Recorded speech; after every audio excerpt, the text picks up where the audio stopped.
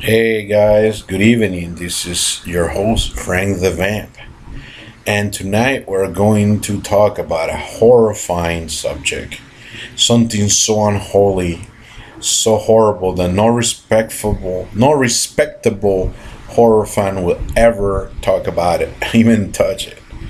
But I, Frank the Vamp, will actually venture to actually dissect the unholiest franchise of them all. Yes, talking about Twilight.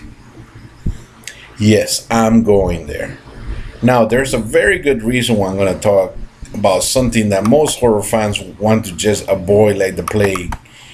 If you don't know what Twilight is, by the way, you've probably been under a rock, but it's this, young adult fan fiction book that got turned into movies and made way too much money, and I don't understand why.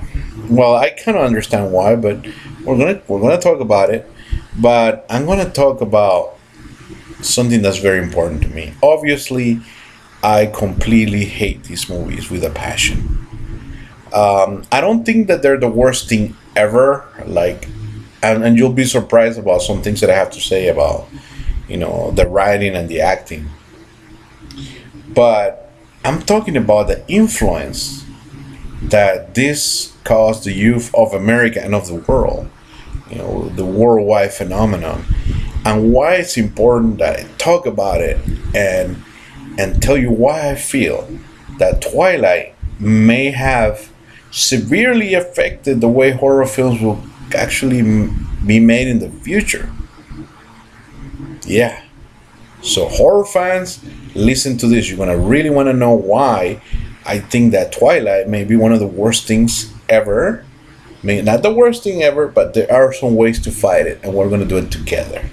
Now, if you're a young kid, you love Twilight, and you're probably hating me, stay tuned because I'm going to say some things that may surprise you, and I want you to really listen to me, and understand why I'm doing this, and it will all become clear later.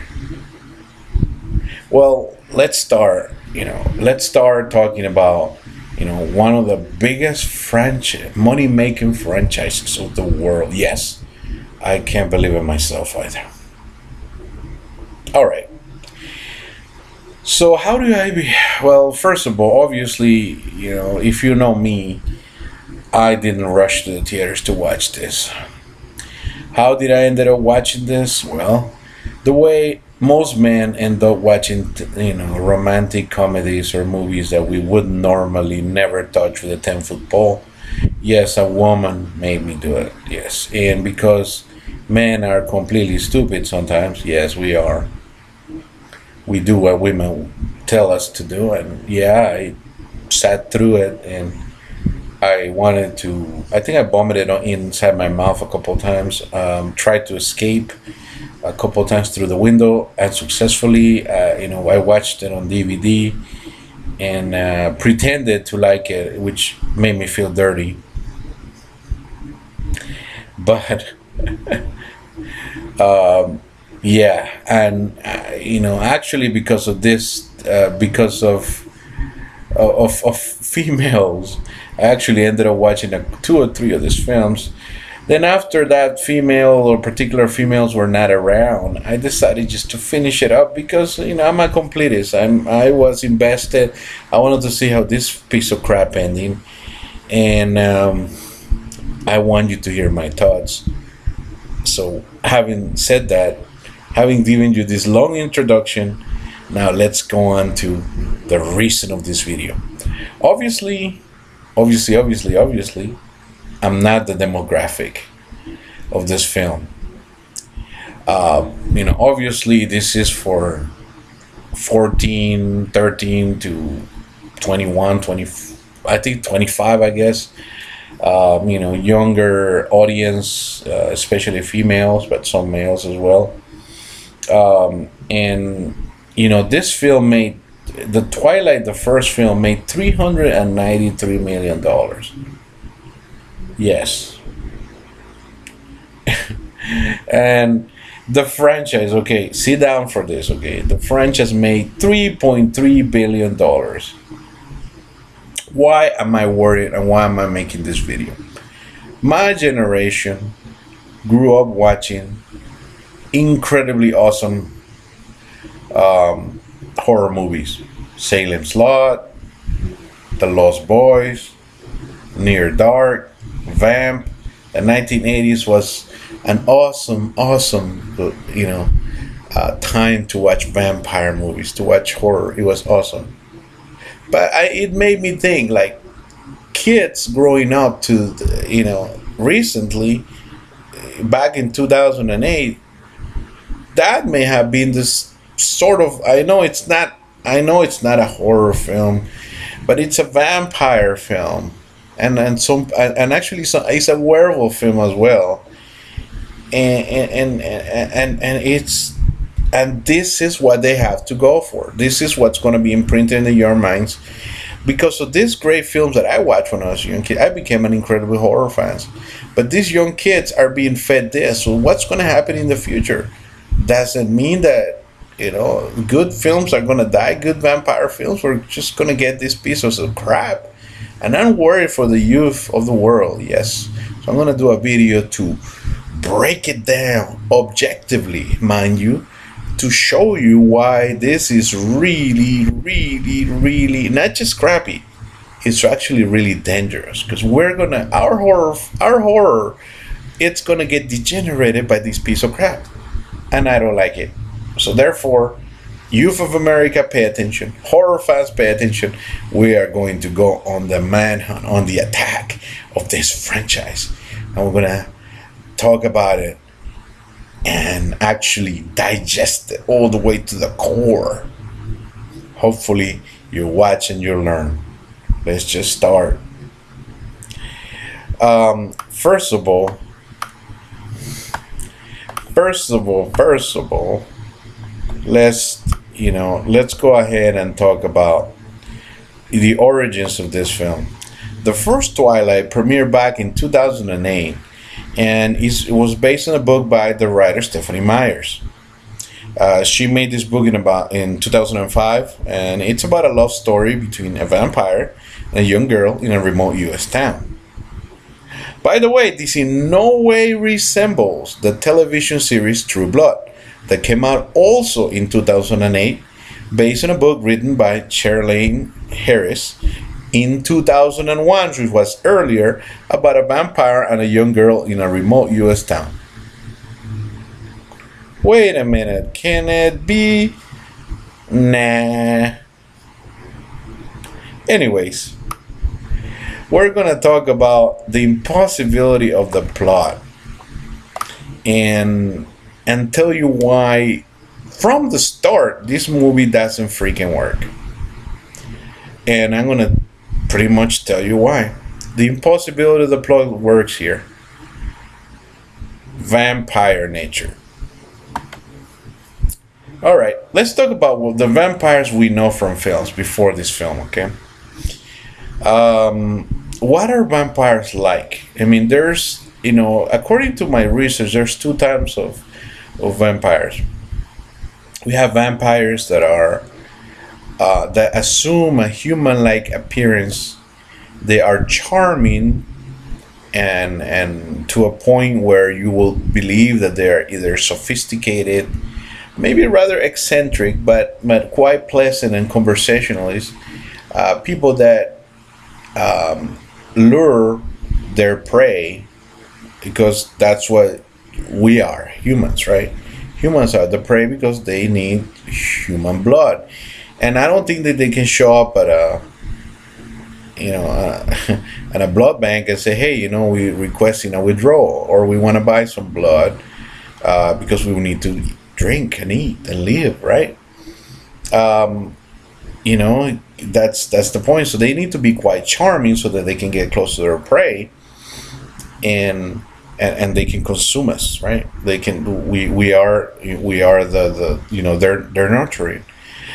There's a second school of vampires where vampires are fiendish, fiends, beast-like, which without much reason or thought, or an example would be the vampire from Salem's Lot, where we have a beast-like vampire that has a keeper that kind of like sets him up and kind of protects him and during the day, so he doesn't get exposed to sunlight and dies, right? But the way he acts is just he's an animal. He's just like a tiger, chasing prey. He doesn't pretend to be anything else but a tiger, and he will just rip your throat off and drink your blood, and that's about it.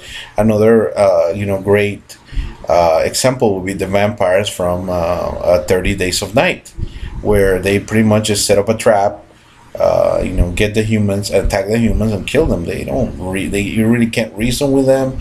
You can't bargain with them. I mean, they're really just about getting food. Now, obviously, now what are we inclined to believe that, if, let's say, for the moment of discussion, we actually believe that vampires actually exist. If they were to exist, it would be more likely that they would be on the first case, right? There would be people that would blend in with humans, and because just simply if they were beast-like in a way, they would be hunted down, they would be found out, they wouldn't cloak enough. So I would believe that it will be more, towards that. However, you do not mistake the fact that they are tricky and they can impersonate humans. They can get close enough to them so they can consume us.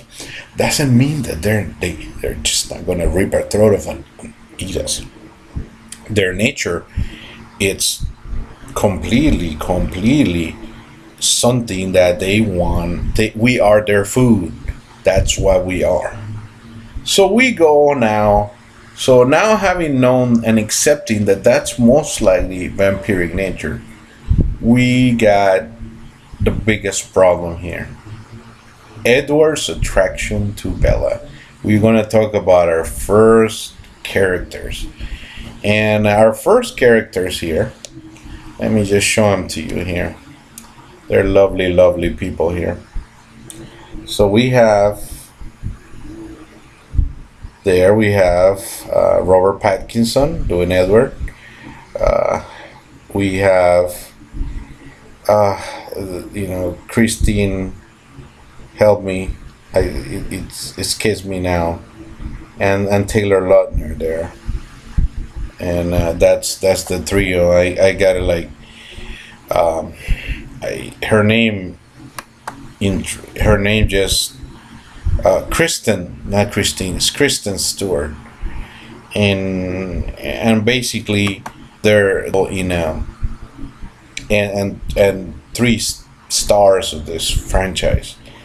But Robert Pattinson here playing Edward, there's a big problem.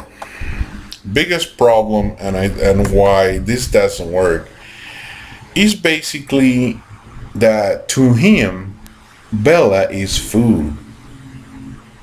And okay, here's gonna come in here's the impossible love, which is an awesome thing that Myers wrote, because it's in the core of literature. Literature says that impossible love sells novels. I mean, Romeo and Juliet. We got where impossible love. 2 rival families. Or we have so many.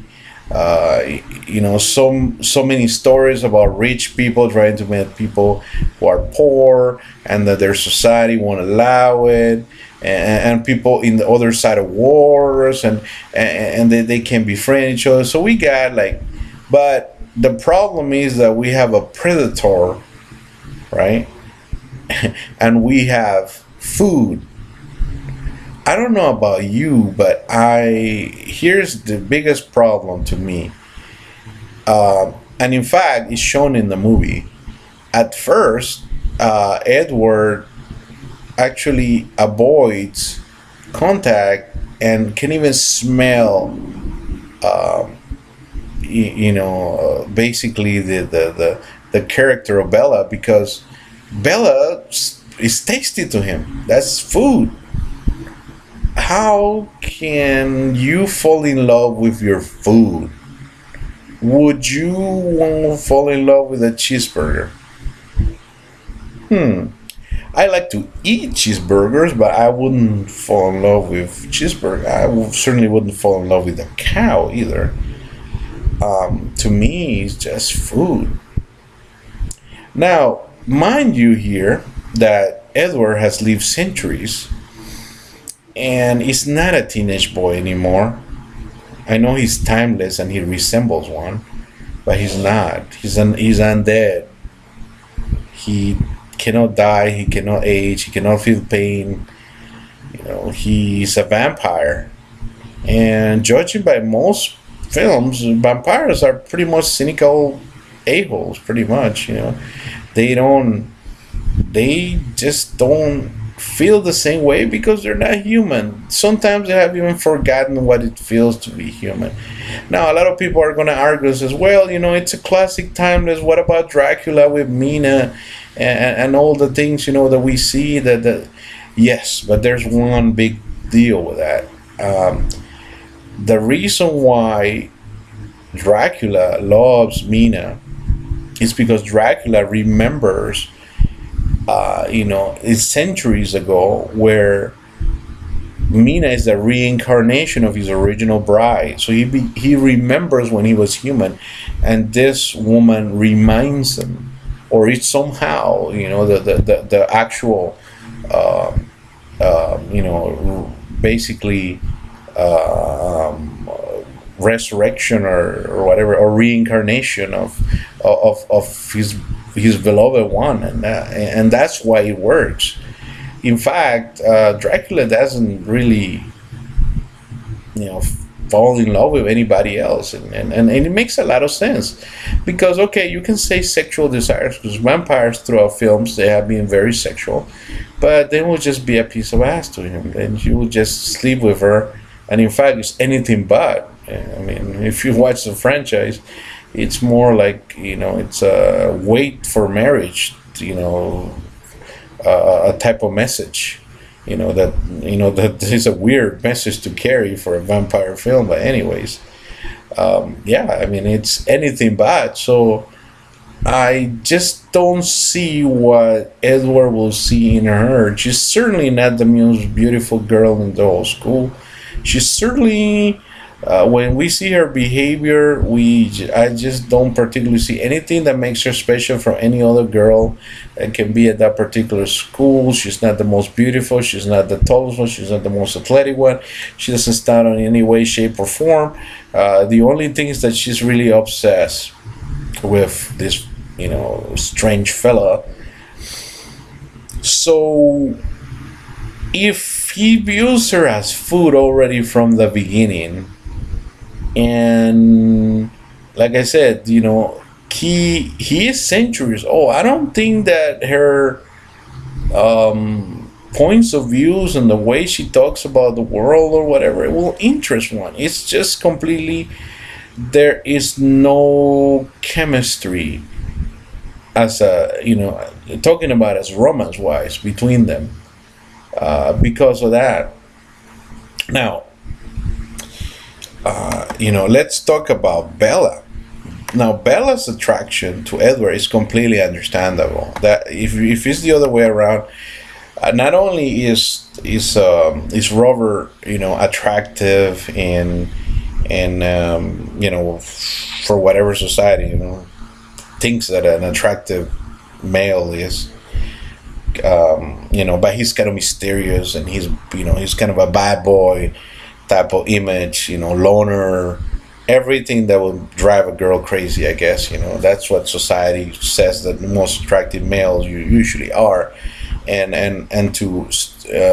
let me say that people who casted the movie and Mary, the way she wrote the characters, is ingenious, because it's just a very simple way of manipulating young minds into saying, hey, you know what, they're meant for each other, and they're beating impossible odds. So that if you have a girlfriend or a boy that you like and he's like too out there, you shouldn't give up and you should go after him and all that stuff.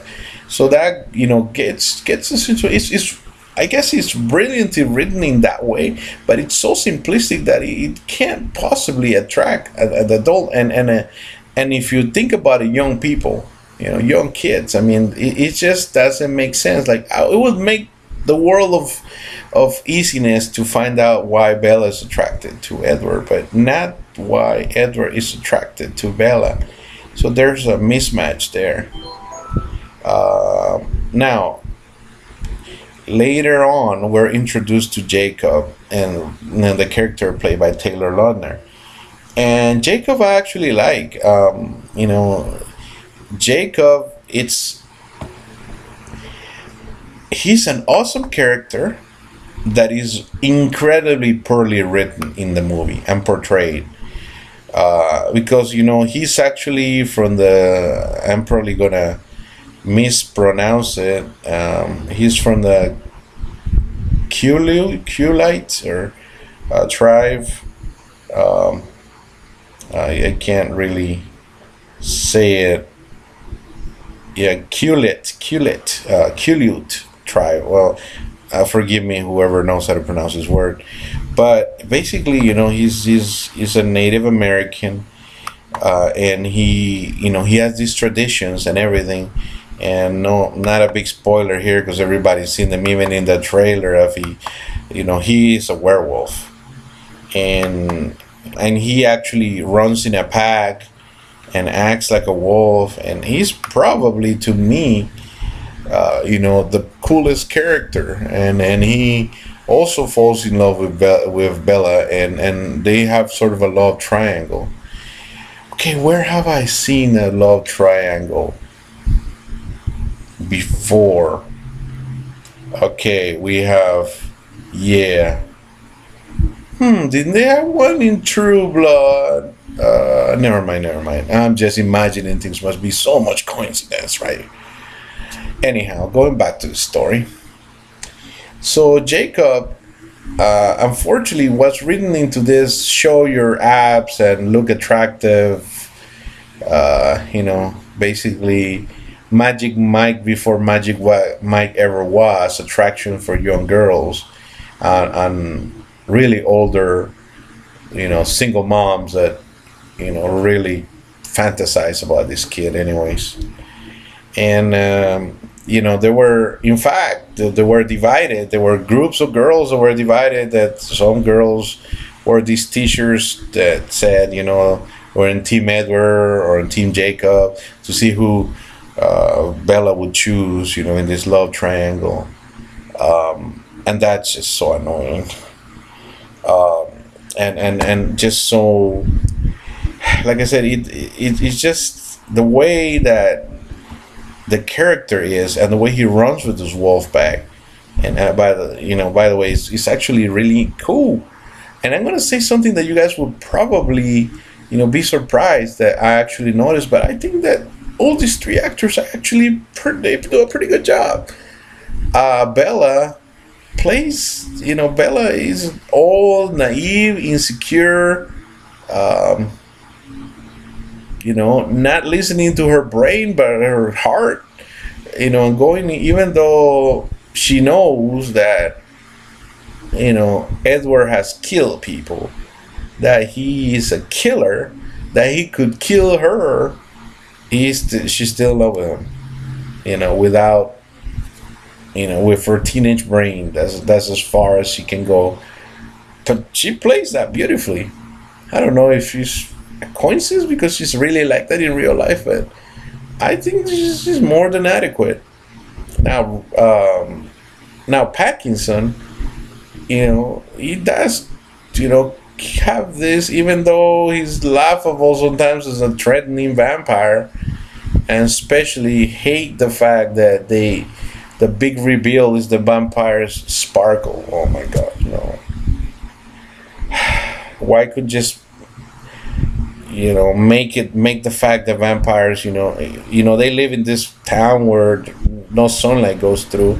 That's what they're able to sustain their life with sunscreen, which will totally be acceptable. But why make it so stupid that they have to sparkle? But anyways, this disgusts me. And I'm gonna, in the next video, I'm gonna talk to you why, the first Twilight, it's garbage and a half, and how much it annoys me, and we're gonna analyze the whole film. Today we're just kind of like introducing you to the main characters, and discussing of the why of the video. So if oh yeah, one more thing that I want to mention. Taylor Lautner.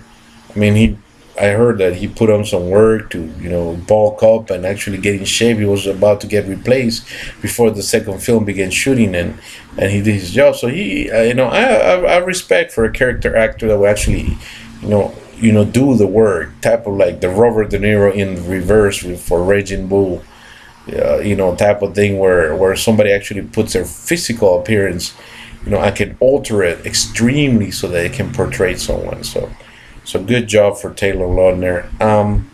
So it's not the acting that hurts this franchise. I think it's the awful writing and the way that it bothers me the way that, vampires and werewolves are portrayed. And young people of America, on the next video, I will show you that there is more and wonderful things to see rather than sit through this piece of crap franchise. Take care. If you like me. If you don't like me and you're a kid and you hate me, go ahead and write me a hate letter. But I wanna talk to you, and I want you to see my series of videos. So that's completely alright. If you wanna flip me off, that's fine. I'm inviting you to, but I just want you to hear me out before you're all said and done. And finally, you know what? Subscribe if you find my videos intriguing. And for my fans and for all horror fans, let's unite together and ban against Twilight so it doesn't hurt any more people than it already has. Take it easy. Stay tuned for my next video. We're taking on Twilight Part 1. I don't even know why I'm doing this. I'm so ashamed. But I must do it to stop Twilight.